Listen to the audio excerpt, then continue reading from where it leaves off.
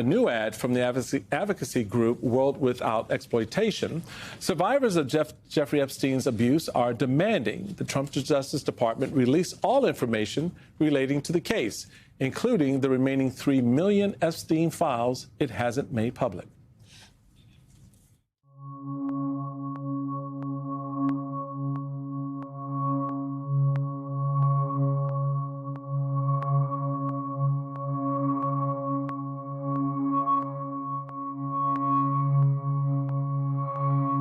After years of being kept apart, we're standing together. Standing together. Because this girl deserves the truth. Because she deserves the truth. Because we all deserve the truth.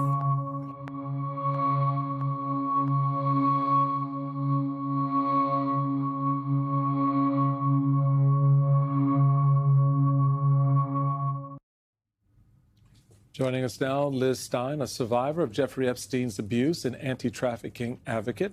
Also with us, Lauren Hirsch, National Director of World Without Exploitation, the organization that helped produce the ad you just watched. Such a powerful ad. Can I just say, listening to Michael give us the update about the president and this alleged, according to what was in the files, an interview that the FBI had where this person says that the president told him this, then not the president, obviously. It strikes me that that is the problem with what's happening here, that there's no follow-up to what people have alleged, what people have said. There was no follow-up to Maria Farmer in 1995, 1996. And it seems to me, Liz, those are the things that you all have been raising. Do the investigations, ask the hard questions. It's really hard for us to hear the DOJ kind of saying, this is done, there's no more to see here, when in every page of the files that I have looked at, there is some kind of investigative lead. And, I can see that even with the over-redaction that the DOJ has done of the files. And today we saw Ro Khanna and Thomas Massie were able to view the unredacted files, and they're saying that they saw six names today alone that should never have been redacted in the first place. So I think that our confidence in the DOJ is not there anymore. I have one follow-up. Do you want Thomas Massie, Ro Khanna, or any members of Congress that when they see the names in the unredacted files, would you like them to release those names? That's a tough question. I mean, they have the ability to do that on the House floor, and I think that they may be planning on it. I think that really what we need to be focusing on is the names that we're seeing in the files. And so it's my estimation that if they do read names, it'll be names that we've seen already. Meanwhile, Lauren, you had Ghislaine Maxwell pleading the Fifth back and forth today, as her attorneys said that she was going to do. There's a letter from survivors to the House Oversight Committee. In it, they write, any attempt to grant Ghislaine Maxwell leniency, whether through sentencing relief, special treatment, or credibility afforded to her testimony, would be catastrophic for survivors. It would signal once again that those who exploit children, particularly when they are wealthy or well-connected, are shielded from full accountability. Liz, I believe you signed on to this letter. But Lauren, help me understand what that would mean, not just for survivors of Epstein and Maxwell's abuse, not just for Ghislaine Maxwell herself, but for an entire system of justice or injustice that protects those with power and fails to do the same for those without? Well, there can be no leniency for Ghislaine Maxwell, and there should be no leniency for any of these co-conspirators. This is not just about these Epstein survivors. This is truly about survivors everywhere. Survivors are watching this moment carefully. And quite honestly, they are saying, and we're hearing from them, that they are extraordinarily concerned that if they are reporting crimes against them, that those crimes won't be taken seriously. This is causing a serious chilling effect, and it's time for a serious course correction.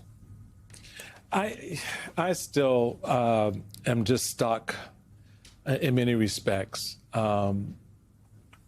Liz, that we are having this conversation the way we're having it.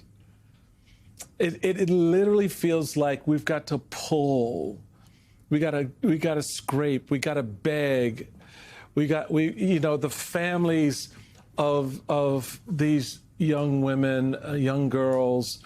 At that time, now grown women having to relive a lot of this trauma,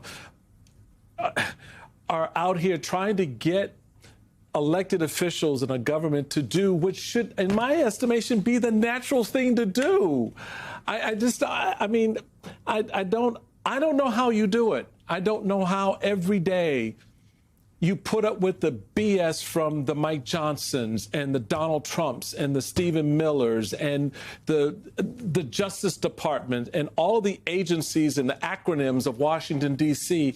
that stand as a bar to just telling the story of what happened and taking an ownership and accountability for it. How do you do that every day when you've got a government, your government, doing what it does to prevent you from telling that story and just bringing closure? You don't want to live the rest of your life with this hanging. You want it to end. So you're asking for the closure. And there's so many Americans that want to help you get there. And yet, America, the men and women you elect, are preventing that from happening. I think that's exactly why we're doing it. That's exactly why we refuse to be silent. We are victims of a crime. We are victims of a sex trafficking ring. And this issue has been going on, to your point, since Maria Farmer first reported it in 1996. Survivors are often chastised for not telling. Why didn't you tell anyone? We have been telling for decades, and nobody has been listening. And we have just gotten to the point where it is completely and utterly unacceptable to us. And so we are kind of taking things into our own hands because the American public stands behind us. We, as Americans, have a reasonable expectation that our government is going to protect us, especially as victims of crime, and they're just not doing that. I mean, they are blatantly not doing it. And so we see these tactics used a lot to intimidate survivors, but it has done the actual opposite for us. Instead of intimidating us, it's made us even more content on pushing forward and demanding justice. If Donald Trump weren't president, Simone, and his name appeared in this document 38,000 times, do you think whatever Justice Department would be in charge would be investigating and hauling him in, or Congress would haul him in for a conversation? You know what? I honestly want to say I don't know, because I'm struck by something both Lauren and Liz noted. Liz said, you talked about focusing on the names that are already out there. And there are a lot of names out there. Right. A woman that was the counsel in the Obama administration in the White House counsel's office, who is now counsel at Goldman Sachs. She is in the Epstein files a number of times, emailing with Jeffrey Epstein, helping him, giving him information. And Goldman Sachs is standing by her. I think about Larry Summers, who only recently stepped down from Harvard. And to be clear, he didn't step down. He's taking a leave of absence. But is he still being paid? And so I don't know. And that, it sickens me to actually say that. And so, Lauren, I guess to your point about that this is having a chilling effect for other survivors, not just the Jeffrey. Liz is saying many of the survivors of Jeffrey Epstein and Ghislaine Maxwell's abuse are resolute, but the other people who are out there who have been victimized, who have not come forward for various different crimes, what would you like to see happen here? Do you want people to be investigated, like the names that are already out there? What are you all suggesting is the next step? There are so many people in these files, and there should absolutely be an investigation into every lead in these files. I mean, what we know is we've only seen half the files, and those half the files are pretty damning. But what I would say is I believe this is an absolute moment of reckoning. You're seeing these survivors look members of Congress in the eye, look the media in the eye, look the public in the eye, and they're saying collectively, we are not going to stop until every file is turned over, and we're going to insist that people are held accountable. So, yes, I think it makes me sick every day, but I look at these women and I think, we are going to change the course of history right now, they're going to change the course of history.